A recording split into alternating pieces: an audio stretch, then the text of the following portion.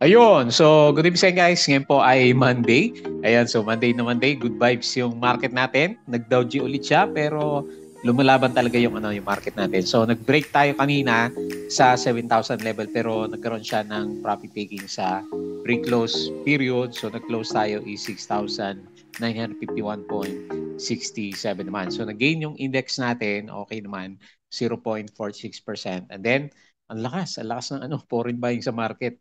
So ano ba mga stocks yan? Si ICT siguro yan, no? So meron siyang 799.61 million net foreign buy dito sa market natin. So ibig sabihin, pondo pa rin po ng pondo yung mga foreigners dito sa market natin. Kaya siguro nga, kahit na inverted doji yung mga nakikita natin na galawan dito, medyo malakas yung loob natin na sabihin na mag-break talaga tayo ng 7,000 for the coming few days. Kasi hindi na babawasan yung pumapasok po ng foreigners sa market.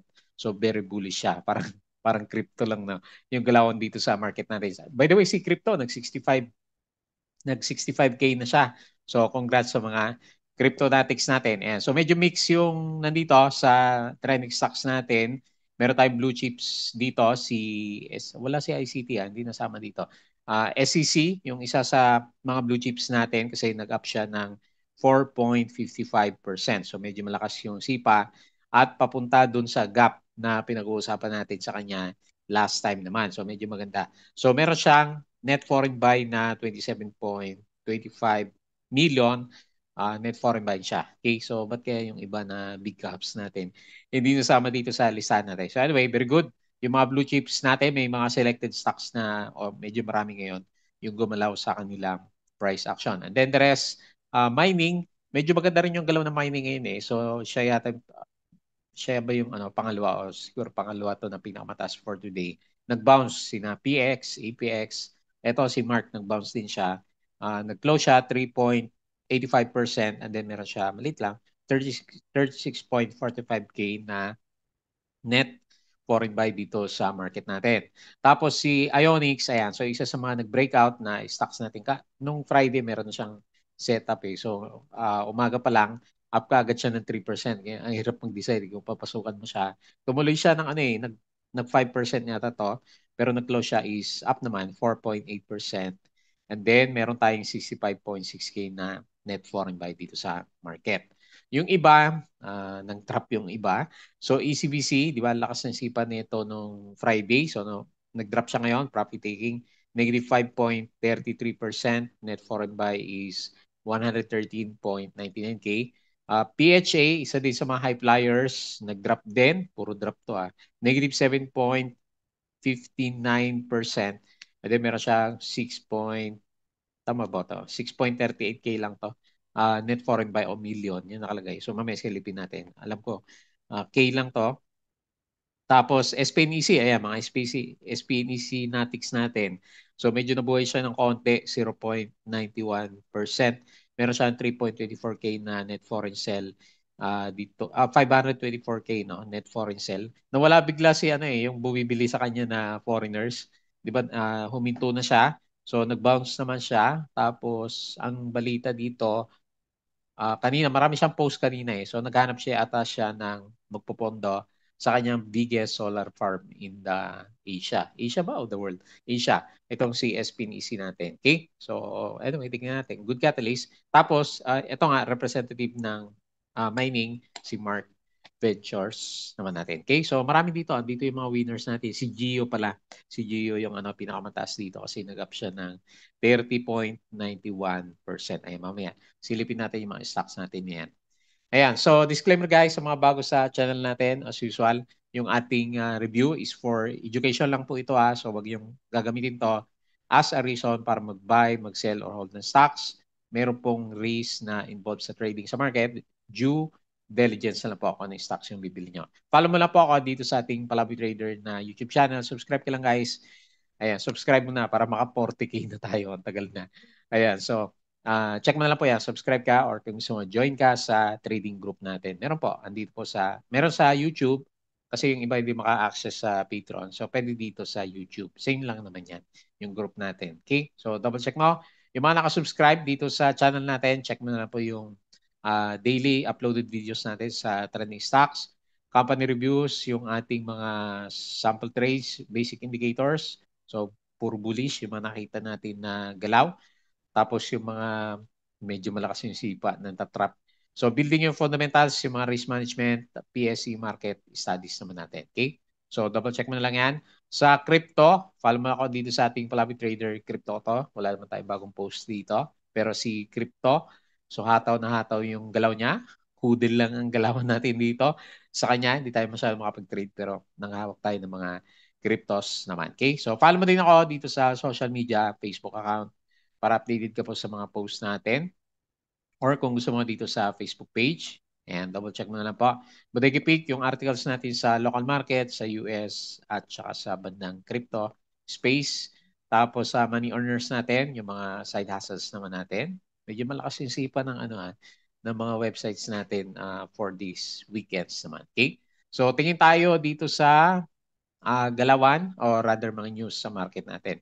So very bullish yung market natin. 799.61 million net foreign buy, panalo is services. Ayan, so gawa po yan ni ICT at saka si, ayan, yung paborito natin property. Kasi si SMPH, nag-up yata siya ng more than 2%. Ewan ko si Ali kung gumalaw yung price niya dito sa properties natin. Okay? So, tinamaan dito is finance. Okay lang yan. Sobrang taas naman naman ang galawan nila. So, pullback ng konti at medyo maganda nga yung performance si mining. Kanina umaga siya yung pinakamataas 0.93%. Okay? So, ito yung mga binili ng foreigners. Namimili pa rin sila. BDO, BPI, Metrobank at saka si PNB, SLF, Manila Water, SCC. Si Manila Water nag-breakout, di ba? Noong Friday. DNL, EMI, CHP, EI, AC Cosco, DMC, Ali, DDMPR, Robinson, SMPH, at saka si Globe naman natin. So, ito yung mga momentum leaders natin. So, Metrobank, ang taas na pala. For the year, so 3 months pa lang. Metrobank 18%, BDO 18%. So bangko, no? BPI 17%, ICT 14%, at saka si CNPF 14.7%. Yan yung mga big caps na stocks natin. So dito naman sa mga binenta, Security Bank Union, ASEAN, AFI, FGen, FPH, CNPF, Del Monte, Aboitiz, AGI. So hindi nakabawi si Aboitiz sa MEG. Emirates, tagal na ni Meg, no? Ayaw makiat. Tel, Converge, Now, Robinson, Retail Holdings, saka si Wilcon naman. Okay? So, recap, 6,951.67, 0.46%. Tapos, ito yung mga rates natin, no? Year-to-date gain or loss. Mataas pala si Phil Rito. For this year is, laki 24.03%. So the rest, okay din yung galaw na nakabawi yung mga rates natin kasi bago mag-end of the year, nagbagsakan naman yung mga price action natin. So BDO says is ready to join other financial institution in extending loans to support 170 billion na privatization. So a unit of SM is targeting to open 3 to 4 new malls this year. Ayan. So tingnan natin kung yun yung catalyst ni SM kasi nag-up din siya at saka ni SMPH natin.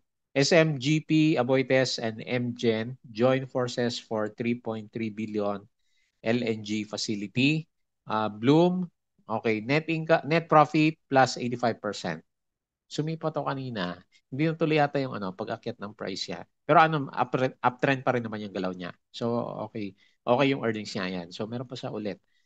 Resort says 2023 profit increased by 85%. Okay, so maganda yung earnings ni Bloomberry natin. Aslag is aiming to boost its overall energy capacity. So medyo naging na siya, pening galawan. SPNC, so ito yung catalyst natin, is seeking investor for 200 billion peso Terra Solar Philippines. SPNC owns 100% of Terra Solar. Will have to get more investor into the project to help us financing the project. For project siya, DA market natin. So, naghanap siya ng bagong investor. So, ito pala yung trading sked natin, no? Medyo mahaba yung natin, yung run-off natin. Tama ba? Kasi 2:50 run-off na siya. Tapos 3 p.m. Ano ba tong closing VWAP? Nawawala tayo dito. Tapos market close natin is 3:15. So, ibig sabihin may trading pa after ng 3 p.m. kasi hanggang 3:15 yung ano eh, yung closing ng market natin. So hindi ko napansin kanina. Alam ko 3 p.m. close na siya. So bukas silipin natin kung paano yan. CLI expanding its focus beyond Visayas, Mindanao into Luzon. Ayan. So good catalyst para kay CLI. San Miguel aims to open 3 to 4 SMIC pala to. SM Investment. Aims to open 3 to 4 malls in the province this year. SCC, actually mahina yung earnings nito eh, 30%. Pero kung titignan mo yung date natin, March kasi ngayon, April, namimigay ng dividend si SCC. Kaya tingin natin is, nag-close na ba to? I-close niya talaga tong ano, tong gap natin dito. Yan. SMPH, okay naman yung earnings nito. Kaya nagulat ako ba't nag-drop siya ng halos 10% to, no, na ma-announce yung earnings niya. Pero ngayon, pabalik naman na.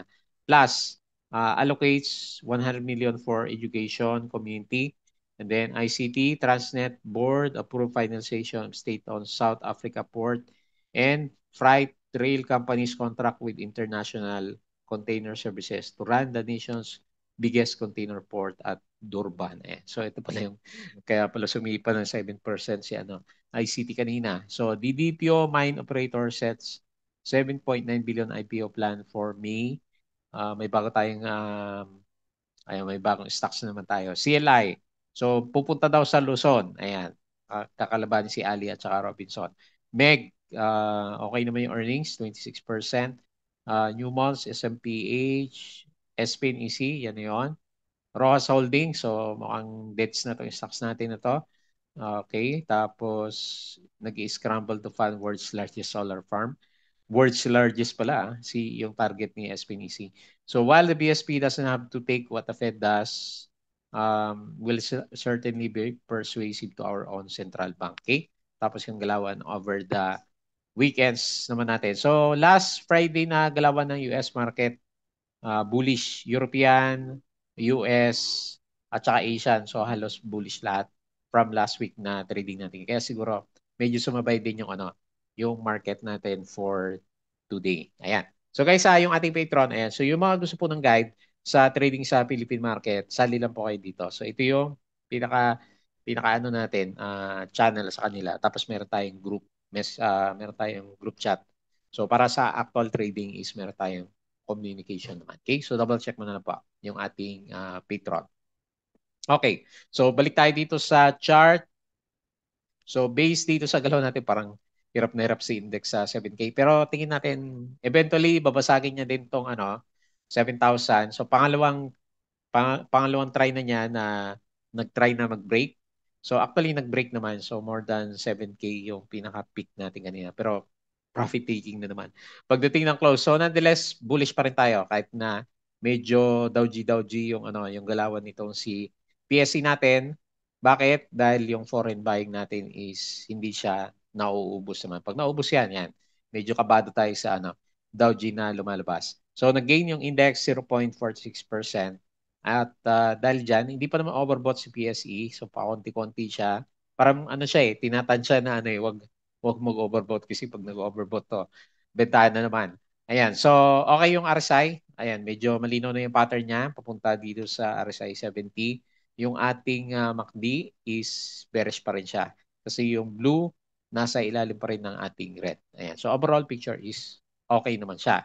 So based dito sa galawan natin, ICT talaga yung ano, humila sa index. So umabot siya ng 7%. So bukod dun sa good news, meron pala siyang ano, meron siyang dividends. So nasa 3.7%. So yun na yun. Na pricing na siya. Tapos si SMPH, ayan, nag-bounce. Metrobank is, laki, ang taas pala yung Metrobank. Oh, meron din siyang dividends. So, laban ng dividends ngayon pati si LTG, meron siyang dividends eh. Ilan ba to? 2.6 saka 3 point. Ang laki pala.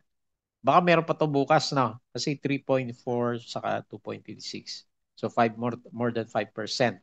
So baka meron pa si ano surprise pala tong dividends niya no. Parang kalalabas lang to kanina eh. Ex-date March 7, ayan. So expect meron siyang correction during that time pero nakarangkada naman na siya. So panalo na either mamili ka dividends or yung ating stock. Ayan. So sino pa? Ayan na pa. Usap tayo sa mga dividend stocks. LTG kasi meron din siyang dividends. Ayan. for mga usapan dividendo. More 3% din naman si LTG kaya gumalaw na siya ng 2%. Ibig sabihin meron pa siyang igagalaw na. Converge 1%, DMC nag-breakout din si DMC 2.31. So asan ba yung mga gap niya? So nag-close na yung gap niya. CNPF, ayan, malakas din, 2.25. SCC, so ito, kino-close niya yung gap naman. Congrats sa yung mga meron ibig sabihin panalo na kayo sa 10% na dividends kasi ito yung drop natin sa kanya last time. Ayan. So congrats yung mga holders. Sino pa ba sa JT Cap at saka si AP, 0.54%. So yung mga losers sa big caps, BPI, so nag-profit taking. SM, nag-drop na rin pala siya. BDO, so nag-drop siya 1.3. Jollibee, nahirapan nag-double top na. 1.69 at saka si Bloom. Ayan. Kala ko didiretso ito negative 1.9. URC, mga deads talaga si yung mga big caps natin na iba. Okay, so yun lang. So tingin tayo sa winners natin. Gio yung pinakamalakas ngayon So, ayun, 30%. Congrats. Ingat na lang tayo after 2 days, di ba? 2 days yung buhay ng mga pump na stocks natin. Inex, 8%. Sino pa ba? Sun, nabuhay din, 7.5. Ionics, yan. Sa small caps. STI, nabuhay siya ulit, 4.05%. At saka si APX, yung mining natin, nag-bounce. So, dito naman sa losers, PHA, ayan. So, ito na. After 2 days, kulong. Kulong tayo. Yung mga pinapump na stocks, kaya konting ingat talaga pag overbought. Tapos medyo exags yung price action, 7% drop. ECBC, 5.3% kasi nag-up to ng ilan ba to? 19, 20% last week. Balay, so kinain din nyo. Minus 4.6. RCI, okay, minus, ayun nag-ano din siya. Nangulong din. CPG, eto, kulong na kulong si CPG. So, another 3% drop. Okay? So, yun po yung mga galawan natin for today. So, tingin tayo dito sa global market bago natin pag-usapan yung trending stocks. So, mukhang pangit ngayon yung futures. So, Nasdaq, negative 0.1%. Dow Futures, negative 0.2%. At saka S&P is negative 0.14%. So, mukhang mapula. Kasi nung Friday, malakas naman. So, umabot sila ng 1% dito sa Nasdaq po natin. Tapos, European markets, ano ba nangyayari dito? Okay, so medyo sideways, no? Verde din, verde din. Halos verde lahat ng nandito. So, verde pa rin sila. And then, dito sa Asian markets, mix. Pero mas marami yung verde na matataas. Ayan, Korea, 1.2. Taiwan, 1.95. Sino pa ba? Yung mga kilala natin na symbols, India, 0.09. At saka si Japan, 0.5. Okay? Tapos dito sa bandang cryptos natin, lakas si breakout na 65K si Bitcoin. Taas na. So Ethereum 3.5K, BNB 420, so sumisipa si Dodge 19%, si Shiba 18%. Yung mga meme coins natin, dami siguro nagpiliparan na mga yung mga nandun sa Pucoin natin na mga cryptos. Okay? So, yun lang. Maganda yung galawan dito sa crypto. So, balik tayo dito sa trending stocks. Pag-usapan natin yung mga gumalaw. So, Ionics, binomba siya kanina. Binomba, 4.8%. So, maganda. Maganda yung galaw niya. Actually, nag-breakout siya dito sa area na to. So, konting breakout nung body ng candle natin. Hindi na nagpasakay ito. Nag-aabang ako sa 1.28 kanina, ayaw na.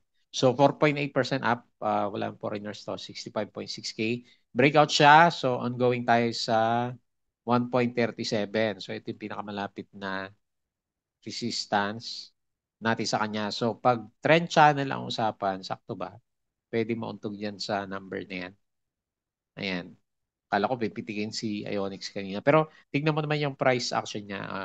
Halos ganyan lang kalalaki yung yung kandila niya. So tingnan natin kung abot siya dito sa 1.37. Medyo nauntog siya ng konti dito. So nauntog na siya ng konti kanina. Pero nonetheless, kahit paano, first day ng breakout niya is okay naman yung volume plus RSI natin. And then bullish yung MACD. Hindi masyadong pansin si MACD pero bullish yung galaw niya is since dito sa breakout natin na to. Okay? So classic, higher low formation si Ionics. Tingnan natin kung abot dito. Pag na-break yan is titingin tayo dito sa 1.5. Pero too early. So kailangan ma-break muna natin yung 1.37. Catalyst, wala. So galawang ano tayo. Penny stocks no kasi 1.1 billion lang yung ano yung price action. Okay? So yun lang nakita natin. ECBC, so ano profit taking. So kasi nung last Friday naman malakas naman yung galaw niya. So siguro lumabas muna yung iba. 30% pala siya nung ano eh. So normal lang siguro na magkaroon siya ng pullback. So nag-resist siya dito. Okay, nag-resist dito sa dito sa ano resist. Akala ko bi-break niya pa to eh. Abot dito sa 0.86 pero medyo nauntog siya ng konti so maghahanap tayo ng support. So hopefully hindi siya mabasag dito sa 0.668 kasi ito yung pinaka next na support which is malapit naman na. So antayin na lang natin kung meron siyang bounce yan sa area na yan at nag-drop nga tayo ng 5.33%. So meron siyang 113.99K net foreign buy. Okay? So yan po yung galawan niya. Next, SEC. Okay, binitawan mo ba nung ano, bumagsak ng dividends? Ayan. So, nakabalik na siya, oh. Ganda rin ng balik niya, no? Laki din, oh. So, yung mga kung na bottom pick natin, pero kung dito tayo nakabili kasi breakout siya dito, nasa 15% na yung ginalaw niya. So, tagal din, no? November until March, early week ng March, bago niya uh, i-close. I-close pa lang naman kasi hindi pa naman close. Bago niya itatry na i-close yung gap natin dito sa 35.002. So, maganda yung close niya, solid candle, and then net foreign buy tayo ng 27.05 million, up siya 4.55%. So, break yung ano, parang parabolic tuloy nangyari sa kanya. Kasi pwedeng sabihin nag-breakout. Nag-breakout na ba? Okay, so parang hindi parang sakto lang no. Yung trend channel natin sa kanya sakto lang dito sa 35.02. Ayan. So congrats po yung mga naghodl sa kanya. So ang laki kasi yung dividends eh. Kinain niya last time. Actually yung drop is malaki yung drop niyo. Nag 20% na drop. 10% lang yung binigay niya. So after no, nag-drop pa siya and then umabot siya ng halos nag 20%. So lugi pa yung mga sumalo na dividends last time. Pero ngayon nakabawi naman na siya. So meron ng ito yung price niya. Meron na kayong dividends dito, yung mga may dividends and then meron pa silang gain na 11%. So parang 20%, di ba? Yung binigay ni SEC natin. Kasi April, sabi natin, yung mga last na dividends natin, April, October yan. Pero dito is meron siyang special dividends around April last time which is 10%. So kaya siguro nagko-close the gap siya. So meron kasing expectation sa kanya. Ayan, may pattern pala siya dito. Mukhang malaki yung trading channel ni SCC natin to. Ayan, so may pattern siya dito. Mukhang nagpipick na yung price natin sa kanya. So anyway, overbought siya based sa RSI. Ayan. Congrats sa mga meron. At nakabawi siya. Yung ating MACD formation is bullish din naman. Okay? So resistance dun sa 35 pesos. Next. PHA. So another pagtitiis dun sa mga mahilig sumabay sa high flyers natin. So nag-drop siya ng malaki din negative 7.59%, 6.38K net foreign buy. So ngayon, most likely retest tayo dito sa may gap. Worst case, close the gap tayo pag medyo mahina yung opening natin bukas sa kanya.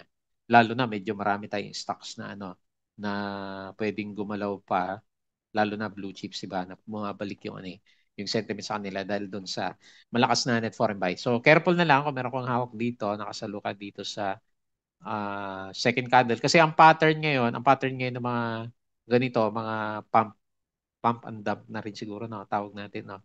Hindi pa naman siya nagdadump. Pero parang ganun. Parang yung nangyari kay yung una na, ito yata yung una tama ba? CPG. So, pinump 2 days, third day nag-red na. Sina ATN, buhay pa yata sina ATN eh. Ayan, nag-ano na rin siya. Na, ito naman, 1, 2, 3, 4. Tapos nagda-dump na siya. Si ATNB, ayan, nag-gap down kaagad. Oh. Grabe yung pagka-bearish niya, no? So, wala kang kawala kasi 10% kaagad yung ano eh, yung drop sa opening. Sinama, wala. Hindi pa nabubuhay. Sino pa ba yung mga pinump na stocks natin last time? Yung isa is yung nasakyan ko last time to si Ellie. So nag-ano na rin siya after 2 days. So parang 2 days yung ano life cycle ng ano mga pump stocks natin. So anyway, tingnan natin, malay mo. Pero wala kasing catalyst eh, kaya medyo hindi na sustain. CHP, saglit, pasilip pa.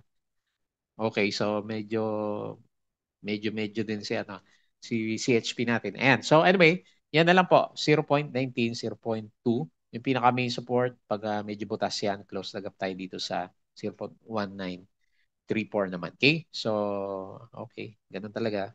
Malaki reward, malaki din yung ano, yung risk niya. Next, SPNC.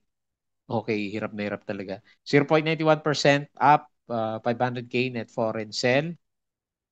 Hindi pa rin natin masabi na bullish kahit na meron siyang bounce kasi malay mo technical ano lang to. Ayan, so sakto pa rin siya dito. Actually bumababa yung support natin. So 1.1 yung pinaka support kasi nagano siya 1.11. Ayan. So kulang pa rin ng tulak si ano SPNC na. Mahirap talaga itulak si ano SPNC kasi medyo ano siya mabigat. 55 billion tapos ang buyer mo is 10 million lang saglit si dito. Parang ganyan din si dito eh. 42 billion siya pero 4 million lang yung ano yung buyer natin. So kaya siguro medyo hirap pa. So mali mo, good catalyst yung ano. Pag makahanap siguro ng bagong investor para doon sa ilan ba 'yon? 200 billion na target niya. Baka yun na yung catalyst para mag-breakout tayo dito sa MA20 kasi nagre-resist pa rin siya. Actually, nauntog pa rin yung candle natin sa ano eh, MA9. Ayan. So, bukas na lang. Tingnan natin kung ano mangyari kay SPNC. And then, sa mga mining, so ito si Mark, representative. Nag-ano pala siya kanina, oh. Sumipa, tapos medyo nauntog. So, ito yung resistance. Okay, lumalaban na siya. So, ito yung support, 0.73. Pero ito pinakamababa niya, no, 0.68. Pero, nag-bounce naman siya. So, tingnan natin. Hopefully, hindi siya red candle. Pag red candle is 0.7 support or 0.66. Ayan. So green naman siya ngayon. 3.85% up. 36.45K net foreign buy. Yung RSI is okay, below 50 pa rin naman siya. 48 siya, no? Okay, so below 50. Ayan, so tignan natin. At least may good sign naman. Nagtatry na bumalik yung ano, yung price action natin kay Mark after mag-drop nung January. Ano bang catalyst na ito? Earnings, 200 million. Meron naman. Ito, minus 76.